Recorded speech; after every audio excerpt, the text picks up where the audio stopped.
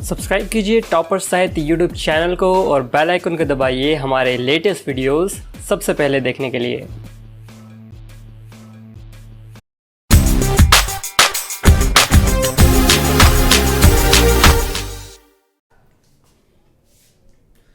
नमस्कार दोस्तों, मैं प्रदीप भारद्वाज टॉपर साहित्य के इस डिजिटल प्लेटफॉर्म पर आप सभी का स्वागत करता हूं। जय हिंदी जय भारत। देखिए, आज का जो हमारा टॉपिक रहेगा इंट्रोडक्शन ऑफ हिंदी।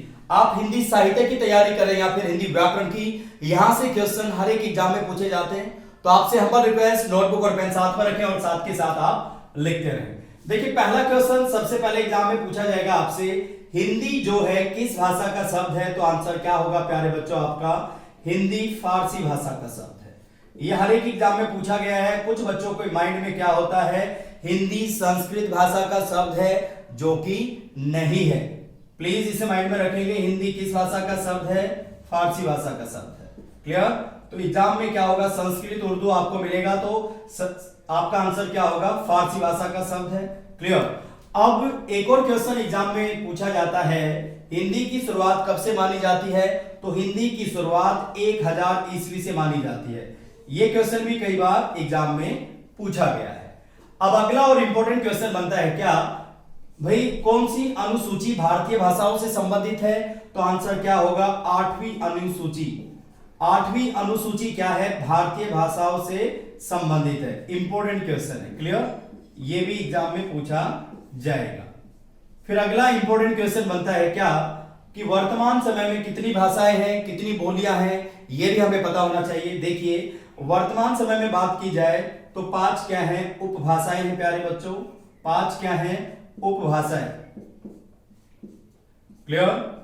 फिर आगे हम बात करें, 5 उपभाषाएं हो गया। फिर हम आगे बात करें 18 बोलियां।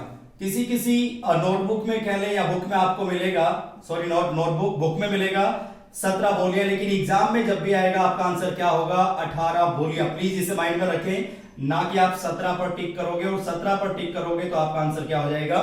गलत हो जाएगा। अगले इंपॉर्टेंट क्वेश्चन की हम बात करते हैं। यहां पर देखिए 18 बोलियां, और फिर सीधा क्वेश्चन बनता है कि वर्तमान समय में कितनी भाषाओं को मान्यता प्राप्त है? तो आंसर क्या होगा? 22 भाषाएं हैं। क्लियर? या भाषाओं को मान्यता प्राप्त है। ये एक इंपॉर्टेंट पॉइंट है। अब इसी के साथ साथ एक इंपॉर्टेंट क्वेश्चन खड़ा होता है, संविधान जब बना था, संविधान जब हमारा बना था तो उस समय कितनी भाषाओं को मान्यता प्राप्त थी? संविधान जब हमारा बना था तो कितनी भाषाओं को मान्यता प्राप्त थी? तो यहां पर देखिए 14 भाषाओं को मान्यता प्राप्त थी। कितनी भाषाएं थी? 14 भाषा थी। लेकिन यहां पर फिर एक और क्वेश्चन में से क्वेश्चन निकलता है क्या, जो 14 भाषाएं थी क्या उसमें हिंदी और उर्दू शामिल थी? तो आपका आंसर क्या होगा? यस सर, थी। हिंदी और उर्दू क्या थी? उसमें इंक्लूड थी। तब जाकर कितनी थी वो? 14 भाषाएं। क्लियर? अब आगे देखिए, एक इंपॉर्टेंट पॉइंट फिर से निकल कर आ रहा है, अगर हम संविधान जब बना था तो 14 भाषाएं थी, वर्तमान समय में कितनी है? 22 भाषाएं हैं। तो ये 22 कैसे बनी?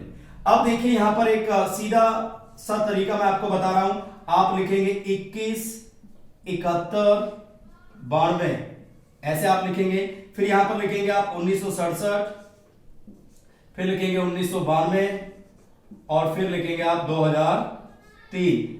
जैसे जिस स्टेप से मैं आपको बता रहा हूं आप भी उसी स्टेप से लिखेंगे ताकि आपको याद हो जाए। देखिए, 21वां संशोधन हुआ 1967 में, तो पहला क्वेश्चन क्या बना? 21वां संशोधन कब हुआ? 1967 में। क्लियर? अब 71वां संशोधन कब हुआ? 1992 ईस्वी में। 92वां संशोधन कब हुआ प्यारे बच्चों? 2003 में। अब आप कहेंगे सर ये आप हमें क्यों बता रहे हो, ये हिंदी से संबंधित है प्यारे बच्चों, और यहां से क्वेश्चन पूछे जाते हैं। और इन्हीं संशोधनों की वजह से 14 भाषाओं से हमारी वर्तमान समय में भाषाएं कितनी? 22। 21वां संशोधन 1967 में हुआ, क्वेश्चन ऐसे पूछा जाएगा, 21वां जो संशोधन 1967 में हुआ किस भाषा को जोड़ा गया प्यारे बच्चों? सिंधी भाषा को जोड़ा गया। इंपॉर्टेंट क्वेश्चन है, क्वेश्चन पूछा जाएगा सिंधी भाषा को कब जोड़ा गया? 1967 में। सिंधी भाषा को किस संशोधन में जोड़ा गया? 3 ऑप्शन मिलेंगे आपको, 21, 71 और 92। माइंड में रखना है। क्लियर? तो 1967 में 21वें संशोधन में सिंधी भाषा को जोड़ा गया। तो प्यारे बच्चों कितनी होगी? यहां पर प्लस कर देता हूं मैं, 1, 15। क्लियर? प्रैक्टिकल चलेंगे। अब उसके बाद 71वां संशोधन होता है 1992 ईस्वी में। यहां पर नमक का प्रयोग करने लगे थे। नमक में ट्रिक छिपी हुई है, मैं कई बार आपको बता चुका हूं। नेपाली, प्लीज लिखते रहे साथ के साथ, नेपाली, फिर है मणिपुरी, फिर है कोंकणी, फिर है कोंकणी। स्टेप टू स्टेप पढ़ेंगे और बिल्कुल आपको बर्डन फील नहीं करना है। कुछ भी समझ में ना आए तो आप मुझे व्हाट्सएप करके भी पूछ सकते हो, ठीक है। नेपाली, मणिपुरी, कोंकणी, यहां पर देखेंगे 3 और प्लस हो गई। तो प्यारे बच्चों 3 प्लस होने के बाद तो हमारी भाषाएं कितनी हो गई? 18। तो 2003 में जो संशोधन होता है उसमें क्या होता है? बीडीएमएस का एक कोर्स निकल कर आता है, BDMS। तो बी से बना बोडो, क्या बना? बोडो। डी से बना डोगरी, ठीक है। और मैं इस एम से क्या बना? मैथिली, क्या बना? मैथिली। और एस से क्या बना? संथाली। तो 4 भाषाओं को जोड़ा गया। ये क्वेश्चन कई बार एग्जाम में पूछा जाता है कि भारतीय भाषाओं में वह कौन सी भाषा है जिनको बाद में जोड़ा गया? किसमें जोड़ा गया?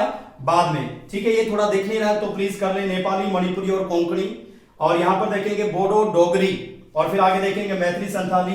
तो यहां पर 4 प्लस करने के बाद प्यारे बच्चों हमारे सामने टोटल भाषाएं कितनी आ जाती हैं? 22। अब चलते हैं अगले फैक्ट की ओर।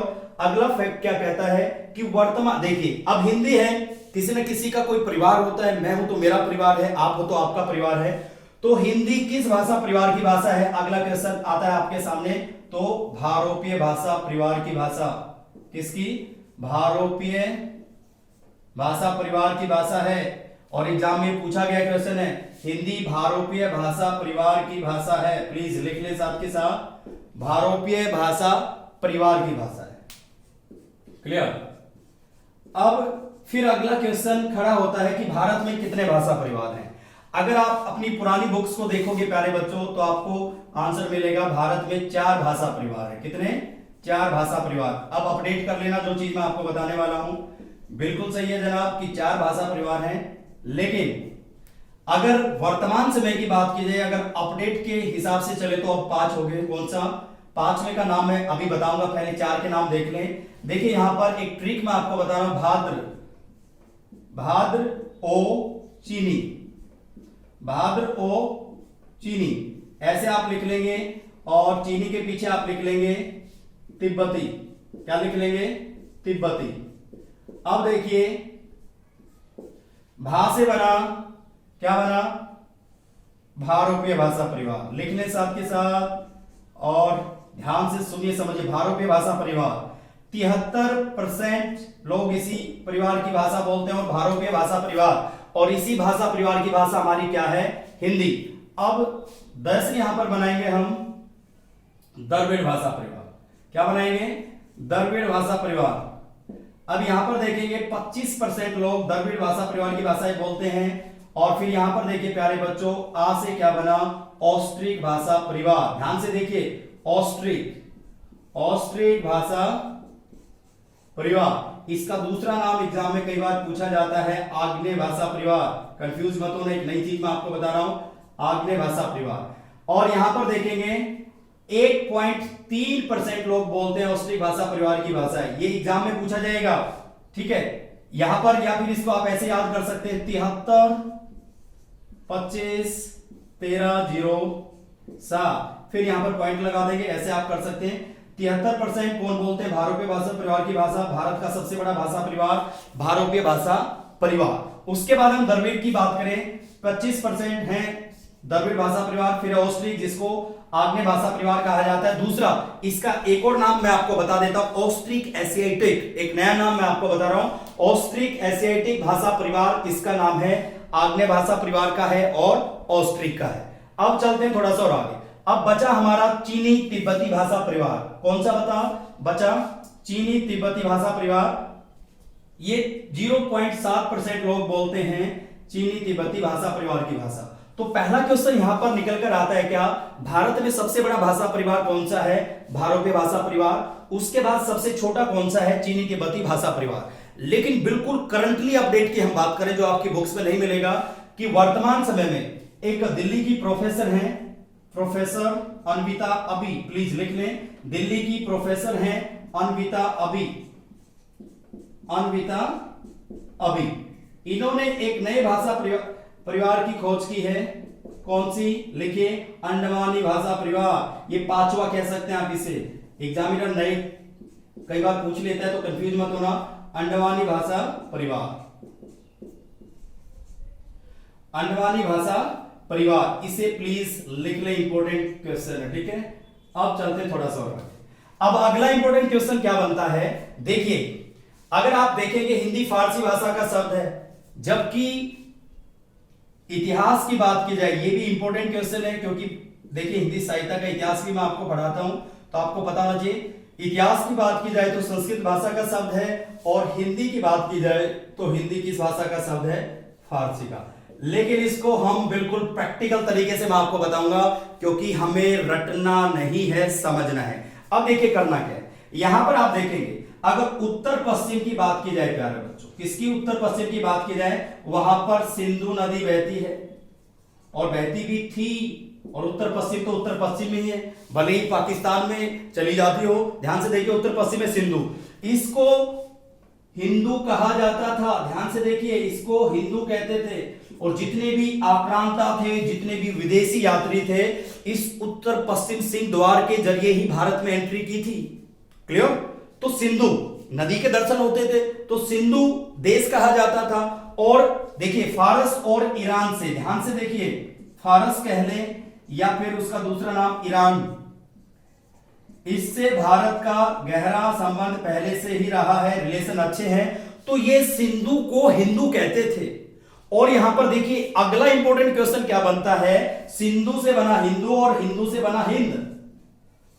अब ध्यान से देखिए, हिंदू से बना हिंद, ये से का उच्चारण है करते थे। ये क्वेश्चन एग्जाम में पूछा गया है, जो फारसी है या फारसी भाषा में से का उच्चारण हिंदी के किस वर्ण के उच्चारण की तरह किया जाता है, तो आंसर क्या होगा? है। और साथ के साथ लगे हाथों एक और चीज देख लें, ये धै को क्या बोलते थे प्यारे बच्चों? ये धै को दे बोलते थे। कौन? जो फारस के थे, जो ईरान के थे। सिंधु को कहा हिंदू, हिंदू को कहा हिंद, और हिंद में क्या किया? इन्होंने ई प्रत्यय लगाया। ध्यान से देखना, ई प्रत्यय के योग के बाद बना हिंदी शब्द। क्या बना? ई प्रत्यय के योग से क्या बना? उसके बाद बना हिंदी। और यहां पर एक और चीज मैं आपको बता दूं, एग्जामिनर बड़ी गहराई में जाएगा, चला गया तो फिर आप क्या करेंगे, वहां पर आप देखिए ये संबंध कारक प्रत्यय है। तो एग्जामिनर क्वेश्चन क्या बनाएगा? हिंदी हिंद में किस प्रत्यय के योग से हिंदी शब्द बना? लगाने से। तो क्या होगा? संबंध कारक प्रत्यय लगाने से क्या बना? हिंदी शब्द बना। क्लियर? और यहां पर हमने प्रूव कर दिया क्या, कि जो हिंदी शब्द है फारसी भाषा का शब्द है। इसको आप ऐसे समझ सकते हैं, बच्चे का जन्म तो होता है यहां और पड़ोसी उसका नामकरण करे, और ये क्वेश्चन एग्जाम में पूछा जाता है। रही बात, एक और चीज मैंने आपको बताई, इतिहास संस्कृत भाषा का शब्द है। यहां पर देखिए बड़ा टेक्निकल और इंपॉर्टेंट पॉइंट है, क्या? जो सिंधु है, सिंधु भी संस्कृत भाषा का शब्द है। आपसे पूछ लिया जा सकता है सिंधु किस भाषा का शब्द है? संस्कृत भाषा का शब्द है। ये भी प्लीज लिख लें। देखिए सिंधु तो संस्कृत का है, लेकिन जो प्रत्यय जो लगा फारस और ईरान वाला संबंध कारक प्रत्यय, एक नया नाम मैं आपको बता रहा हूं, तभी क्या बन गया? हमारा हिंदी शब्द बना। यहां तक क्लियर? अब समझ में आ रहा होगा कि क्यों इसको फारसी भाषा की देन माना जाता है। दूसरा, अब यहां पर एक और चीज आप देखेंगे, हिंदी भारोपी भाषा परिवार की भाषा है, बिल्कुल सहमत हूं मैं आपसे। लेकिन क्या आपने कभी नोटिस किया है, इसको भी अलग अलग नामों से जाना जाता है। भारोपी भाषा परिवार को भारत हिती नाम से भी जाना जाता है, लेकिन भारत हिती मैक्स मूलर ने नाम दिया था। क्या नाम दिया था? भारत हिती। दूसरा, इसको इंडो जर्मनिक भी कहा जाता है, लिख लें, इंडो जर्मनिक भी कहा जाता है। नई चीजें बता रहा हूं, लिख लें, इंडो जर्मनिक भी कहा जाता है। ये भारत हिती किसने दिया नाम? Max Muller. इंपॉर्टेंट क्वेश्चन है। अब कभी आपने नोटिस किया है, कभी तो हम हिंदी को भारोपी भाषा परिवार की भाषा कहते हैं, कभी कभी हम आर्य भाषा परिवार की भाषा कहते हैं। ये ऐसा क्या लॉजिकल पॉइंट है? देखिए भारोपीय भाषा परिवार की एक शाखा है इंडो ईरानियन। इंडो ईरानियन या फिर इंडो ईरानियन ही लिख ले आप। भारोपीय की एक शाखा है, शॉर्टकट में लिखता हूं फिर बोर्ड को क्लीन करके आगे बढ़ते हैं। इंडो ईरानियन क्या है, छोटा लिख देता हूं, इंडो ईरानियन। इंडो ईरानियन इसकी एक उपशाखा है। देखिए शाखा की उपशाखा है, ये मायने रखता है सॉरी। शाखा की उपशाखा क्या है, देखिए इंडो ईरानियन भारोपीय की एक शाखा है इंडो ईरानियन, और इंडो ईरानियन की उपशाखा है आर्य भाषा परिवार। ये देखिए यहां से निकले फिर हमारी हिंदी, तभी कहा जाता है हिंदी आर्य भाषा परिवार की भाषा है। क्लियर। अब थोड़ा सा एक स्टेप और आगे बढ़ते हैं, और डस्टर देखता हूं मैं कहां गया, यहां हो गया, इसको लिख लें। अब आगे देखिए, ओके क्लियर। तो एक एक पॉइंट जो मैं आपको बता रहा हूं लिखते हुए चलें, फिर अगला इंपॉर्टेंट पॉइंट क्या बनता है प्यारे बच्चों। देखिए अभी तक मैंने आपको बताया हिंदी फारसी भाषा का शब्द है, 1000 ईस्वी से हिंदी की शुरुआत होती है, भारतीय भाषा परिवार की भाषा है। दूसरा, अब भाई बताया परिवार कितने हैं, प्रोफेसर अन्विता अभी के बारे में मैंने आपको बताया, लिख लिया होगा, सुनते रहें, रिपीट करते रहें। और देखिए लेक्चर को ज्यादा लंबा नहीं करूंगा मैं, बिल्कुल भले ही टुकड़ों में पढ़ाना पड़े, ये यूनिट 1 होगी और आपको बड़ा काफी कुछ इंटरेस्टिंग मिलने वाला है, तो इसे ध्यान से देखते रहें और सुनते रहें। अब आगे देखिए, अब हम लिपि की बात करें। एग्जामिनर क्वेश्चन पूछता है यहां से, हिंदी की लिपि क्या है, बिल्कुल बच्चा बच्चा जानता है, बिल्कुल जैसा कि आप सभी सोच पा रहे, देवनागरी, ये तो हर कोई जानता है क्या है देवनागरी। लेकिन ये क्वेश्चन हो गया बिल्कुल पुराना, क्या हो गया, ये बिल्कुल पुराना क्वेश्चन हो गया है। एग्जामिनर पूछेगा बताइए नागरी लिपि किसकी है। अब मेरी बात को ध्यान से सुनना, नागरी लिपि, या फिर वो कहेगा लोक नागरी लिपि किसकी लिपि है। मेरी बात समझ में आ रही है, लोक नागरी लिपि किसकी लिपि है। देवनागरी लिपि का ही दूसरा नाम क्या है प्यारे बच्चों, नागरी लिपि है, और देवनागरी का एक और नाम है लोकनागरी लिपि। अब क्वेश्चन ये उठता है क्या कि देवनागरी को लोकनागरी लिपि नाम किसने दिया, विनोबा भावे। लिख ले, ये क्वेश्चन एग्जाम में पूछा जा सकता है। विनोबा भावे ने क्या दिया था, ये नाम दिया था, इन्होंने नागरी को या देवनागरी को लोकनागरी नाम दिया। दूसरा, ये बिल्कुल सही है। अब फिर अगला क्वेश्चन आपके एग्जाम में पूछा जाता है, भाई देवनागरी लिपि का विकास किस लिपि से हुआ, तो आंसर क्या होगा, ब्राह्मी लिपि से हुआ। किस लिपि से हुआ, ब्राह्मी लिपि से देवनागरी लिपि का विकास हुआ। यह पूछा जाएगा आपसे, ब्राह्मी लिपि से किसका विकास, देवनागरी लिपि का। किसका, देवनागरी लिपि का।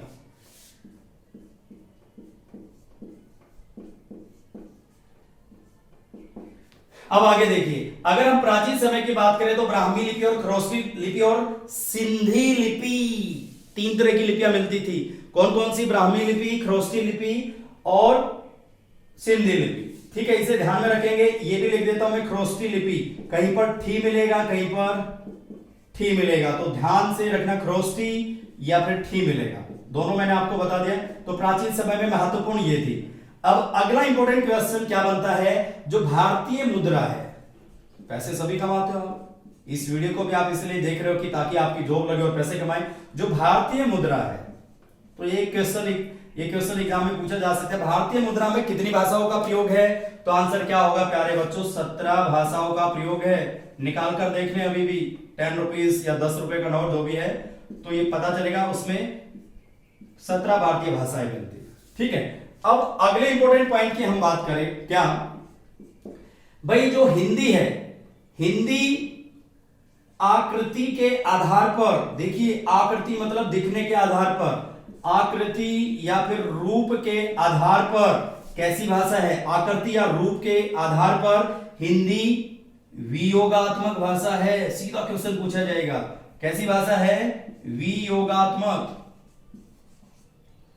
और कहीं कहीं आपको दिखाई देगा विश्लिष्ट है जनाब, क्या है, विश्लिष्ट है। अभी विश्लिष्ट और वियोगात्मक क्या है, इसका भी पोस्टमार्टम करेंगे। पहले देख लें, अब पेपर में क्वेश्चन क्या आएगा, रूप के आधार पर हिंदी किस तरह की भाषा है, तो प्यारे बच्चों आपका आंसर क्या होगा, वियोगात्मक या विश्लिष्ट। अब वियोगात्मक का उल्टा क्या होता है, ध्यान से देखिए, संयोगात्मक। क्या होता है, संयोगात्मक। अब क्वेश्चन में उठता है संयोगात्मक, या फिर इसका दूसरा आप विश्लिष्ट का उल्टा करिए तो क्या होगा, संश्लिष्ट होगा। क्या होगा प्यारे बच्चों, संश्लिष्ट। तो संयोगात्मक और संश्लिष्ट कौन सी भाषा है, लिख ले, संस्कृत, पाली और प्राकृत। बड़ा उम्दा क्वेश्चन है, संस्कृत, पाली, प्राकृत, ये सभी क्या है, संयोगात्मक है। अब आप कहोगे सर इसको प्रूव करिए, प्रूव करते हैं जनाब। देखिए इसको मैंने लिखा यहां पर राम है, प्रैक्टिकल बताऊंगा, एक एक चीज रटना नहीं है। राम है बाणेन, राम है बाणेन हतवान, या बाणेन को आप हटा भी सकते हैं, राम है रावणम हतवान कर देते हैं इसको। राम ने किसको मारा प्यारे बच्चों, राम ने रावण को मारा, रामे रावणम हतवा, ये है संस्कृत में। अब यहां पर आप देखेंगे संस्कृत में विभक्ति और परसर्ग। देखिए विभक्ति का एक और नाम मैं आपको बता रहा हूं जो एग्जाम में पूछा जा सकता है। विभक्ति को क्या कहा जाता है प्यारे बच्चों, परसर्ग कहा जाता है, परसर्ग कहा जाता है।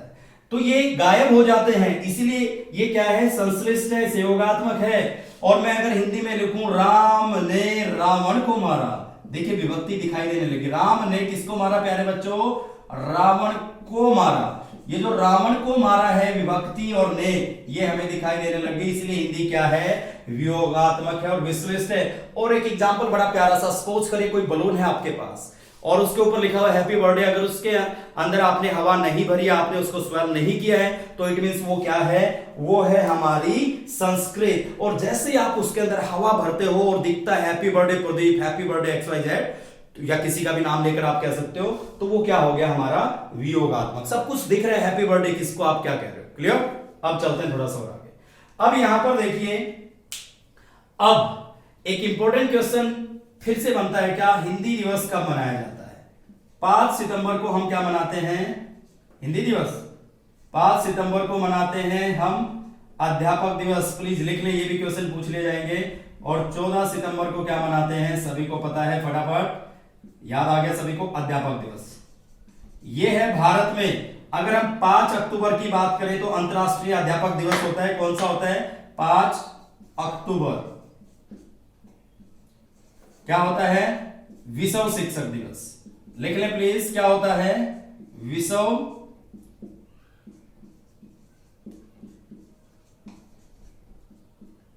शिक्षक दिवस।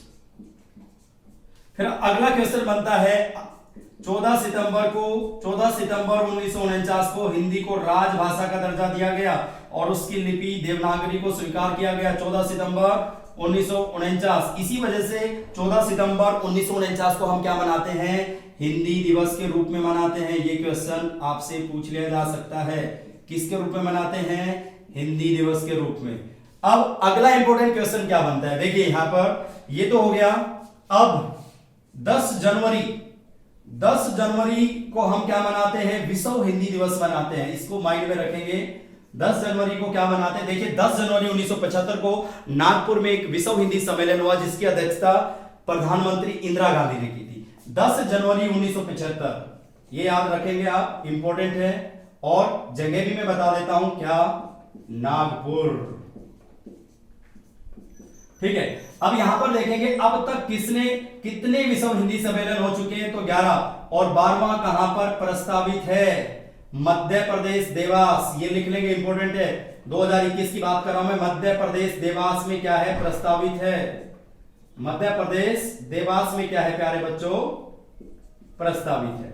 अब यहां पर एक और चीज मैं आपको बता दूं, मैंने आपको बताया हिंदी की लिपि क्या है, देवनागरी, लेकिन एग्जामिनर इस तरह का क्वेश्चन आपसे नहीं पूछेगा, वो थोड़ा सा दिमाग घुमाएगा, जैसे मैं आपके घुमा देता हूं जब मैं मॉक टेस्ट लेता हूं या फिर लाइव सेशन में आपसे बात करता हूं। देखिए यहां पर एक चीज ध्यान से देखिए, ट्रिक मैं आपको बता रहा हूं, हिंदी, देखिए देवो, ध्यान से देखना, देवो को सही नेम दे। देवो, किसी के घर लड़की हुई और हमने कहा देवो को सही नेम दे, क्योंकि जो हमारे पेरेंट्स होते हैं अजीब से नाम लिखते हैं और आजकल देते हैं, सॉरी, तो हम अलग से देते हैं। तो देवो को सही नेम दो, देवो को सही नेम दो। तो यहां पर देखेंगे दे से बना क्या हो गया, देवनागरी। लिखते रहना थोड़ा, मैं चाह रहा हूं कि यही बार हम इस पार्ट 1 को क्लोज करेंगे, वाइंड अप करेंगे। इसके नेक्स्ट में आगे की चीजें मिलेंगी। देखिए बो से बन गया बोडो, ध्यान से देखना है, देवनागरी जो लिपि है बोडो की भी है। को से बन गया क्या, ध्यान से देखिए एक एक चीज, कोंकणी और कश्मीरी। ये चीजें कोई बताएगा नहीं आपको कि ये भी एग्जाम में पूछी जा सकती है। क्यों मैं बता रहा हूं, क्योंकि एक बार एग्जाम में क्वेश्चन आया था कि मराठी की लिपि क्या है और बच्चे कंफ्यूज हो गए थे प्यारे बच्चों। तो इसीलिए मैं चीज बता रहा हूं, बोडो की भी लिपि क्या है, देवनागरी है। कोंकणी की भी क्या है, देवनागरी है। और कश्मीरी की भी क्या है, देवनागरी है। अब आगे देखिए यहां पर स से बन गया संस्कृत, ध्यान से देखिए संस्कृत की भी क्या है, देवनागरी है। दूसरा यहां पर संथाली भी आप ऐड कर लेंगे, से संथाली भी बनता है प्यारे बच्चों, इसकी भी लिपि क्या है, देवनागरी है। अब ने से बन गया प्यारे बच्चों क्या, नेपाली। क्या बन गया, नेपाली। और यहां पर बचा हमारा मैं से लास्ट क्या बनाएंगे हम, मैं से बन गया मगही। पहली बार आप सुन रहे मगही। और मराठी तो आपको पता ही है, ये एग्जाम में पूछा जाता है मराठी की लिपि क्या है। लेकिन एक और चीज मैंने आपको अपडेट करा दी, क्या, मगही की भी लिपि क्या है, देवनागरी है। उम्मीद है कि ये सेशन अच्छा लगा होगा। जो भी मैंने आपको बताया ये था पार्ट 1। और पार्ट 2 में इंट्रोडक्शन ऑफ हिंदी में क्या था, हिंदी के बारे में हमने वो चीजें जानी जो हर बार एग्जाम में पूछी जाती हैं। जो चीजें रह गई है नेक्स्ट पार्ट में मैं आपके लिए लेकर आऊंगा। तब तक के लिए जय हिंदी, जय भारत, कलम से क्रांति करनी है। और मिलते हैं नेक्स्ट वीडियो में कुछ नई चीजों के साथ। तब तक के लिए नमस्कार।